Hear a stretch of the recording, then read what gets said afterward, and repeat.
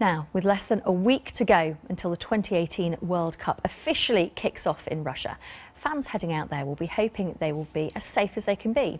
But a report by MPs in the Foreign Affairs Committee warns more needs to be done ahead of the tournament for LGBT and BAME fans. Now, there's threats of violence in the press and across social media by far-right Russian ultra-thugs. The committee says the Foreign Office needs to do more to prepare fans for the dangers. Well, the chair of the committee said the expulsion of 23 Russian diplomats from the UK after the Salisbury poisoning earlier this year has derailed the communication between the government and Russian authorities on fan safety. Well, Tom Tugendhat says the certain groups of fans may also be at risk. First of all, we should recognise that a lot of work has gone in to making sure that fans have the right level of consular support in Russia. But we've also got to be aware that Russia is a very difficult country in which to offer consular protection. The Russian state is not like other countries. If fans are, for example, LGBT or from an ethnic minority, then the Russian state has more of a history of abusing them than supporting them. So we are dealing with a very different environment. Well, let's talk now to Joe White, who is Pride in Football's campaign leader. This is the first World Cup that he's going to be travelling to. Also with us here in the studio, Billy Grant. He's been to 13 of England's tournaments, but only decided a couple of days ago that he would go to Russia as he has been concerned about safety. Di Cunningham joins us from Nottingham. She is an LGBT activist who had death threats after she announced on Russian TV that she's going to be heading to the World Cup. And also with us is Bob Seeley. He's Conservative MP and member of the Foreign Affairs Committee who wrote the report. Thank you all for joining us. Di, I want to start with you because death threats that you received after you went on Russian TV. Tell us more about that. Yeah, it wasn't Russian TV.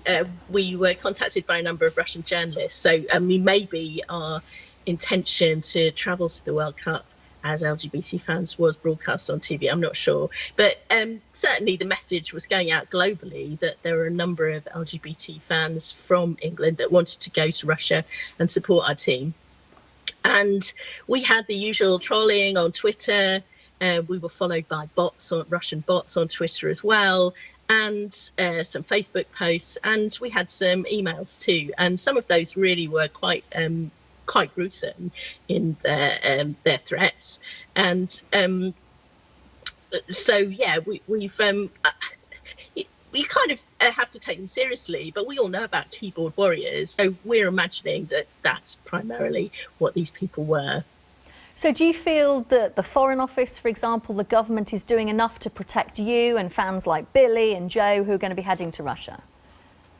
I think, as Tom Tugendhat said, it's very difficult. Russia's a federation. There are different laws in different parts of the federation and different approaches to the LGBT community. So we can't rely on the English Foreign Office. What we've tried to do is to work with FIFA to make sure that we have the protection afforded us by the World Cup being in Russia and by the eyes of the world being on Russia. Alexei Smirtin, the ambassador for equality for the Russian FA, has said that it will be fine to fly rainbow flags.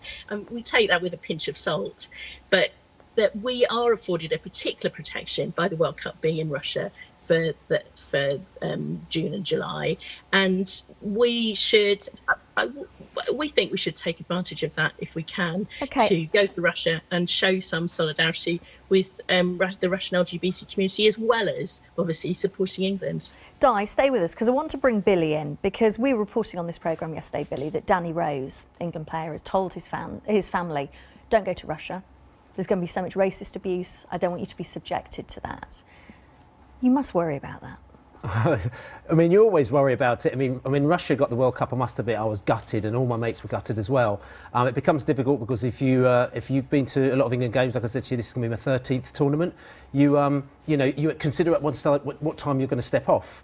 I was going to go to Russia in 2007 with England, and I was actually working for a Russian client. And I asked him, I said, everyone said, don't go, Bill. And I had everything booked, and I rang him up and I said, look, what do you reckon? He said to me, actually, it's probably not a good idea you go. And on that trip, to be quite honest with you, if anyone knows the history of that game in 2007, the Russian fans did have a bit of a field day on the England fans, not necessarily just black England fans, but all England fans. They caused a lot of trouble. I was also in Marseille. I was in the thick of the inverted commas action, as you want to call it. We were there. There was a lot of England fans who were causing absolutely no trouble whatsoever. The Russian fans did their military operation on them. They picked on them, and it was quite scary. And it's interesting because I actually met a policeman in Saint-Etienne a few days afterwards when England played their final game.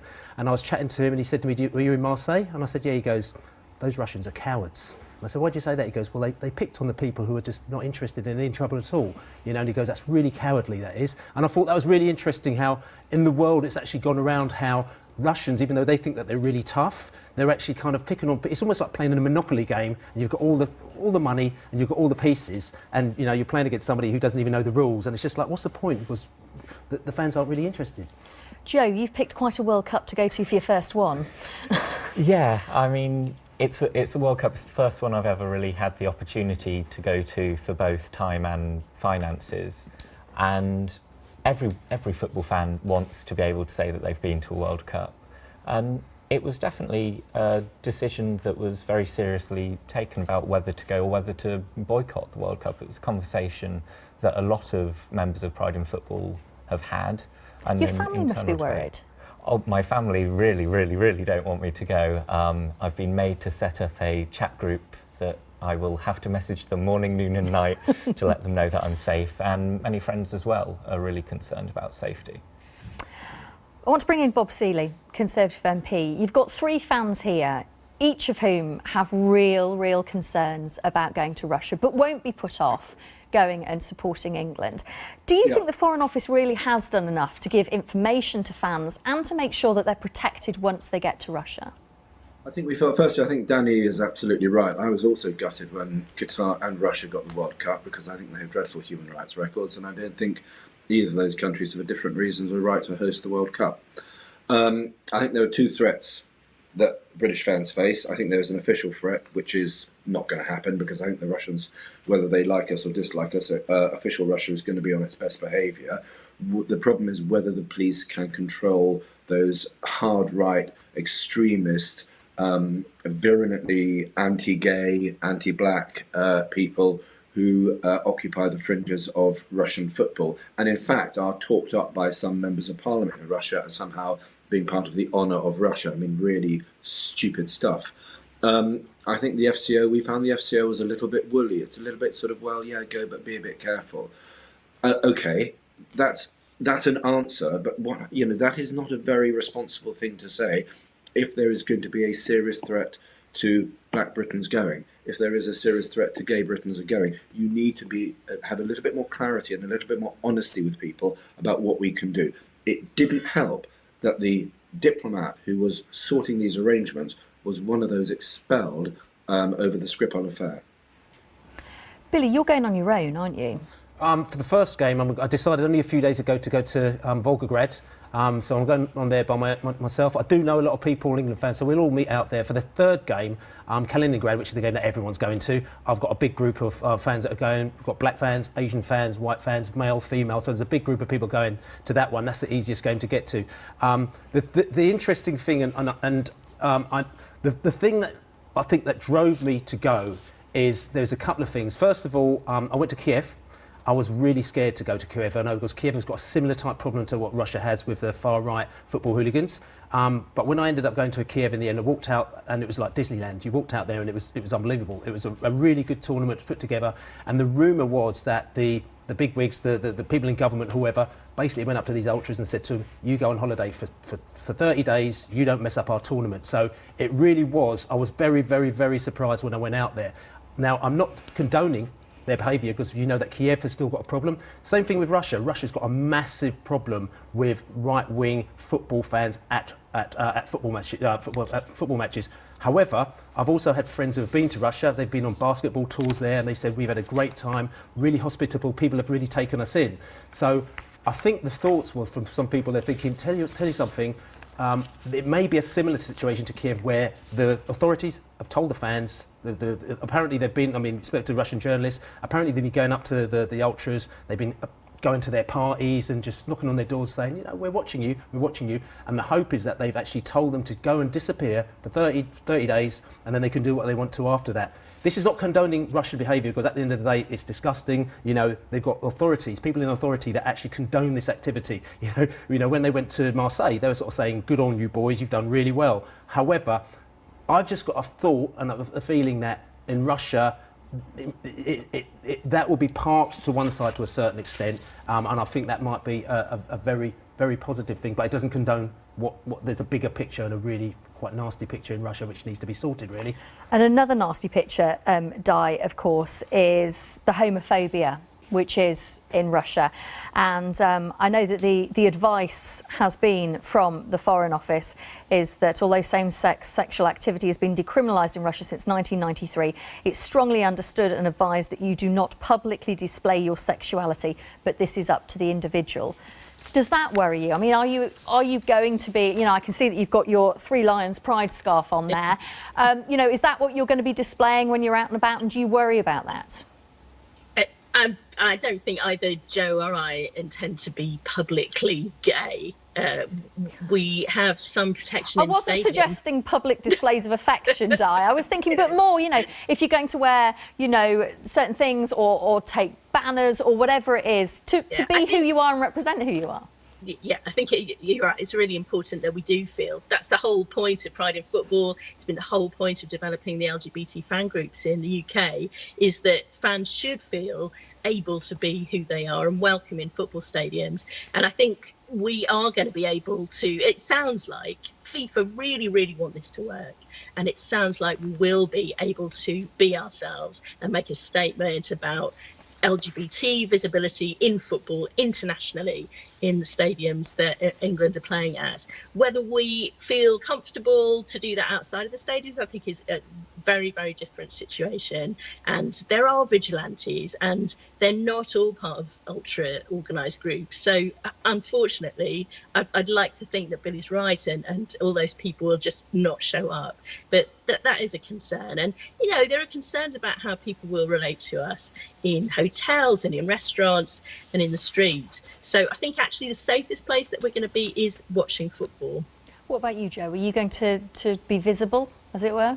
I completely agree with what Di said. The safest place is going to be in the stadium, and that is definitely somewhere where I'm going to be visible, hopefully with Di, as we're going to the matches together with the Three Lions Pride banner and the scarves, and hopefully a rainbow flag as well.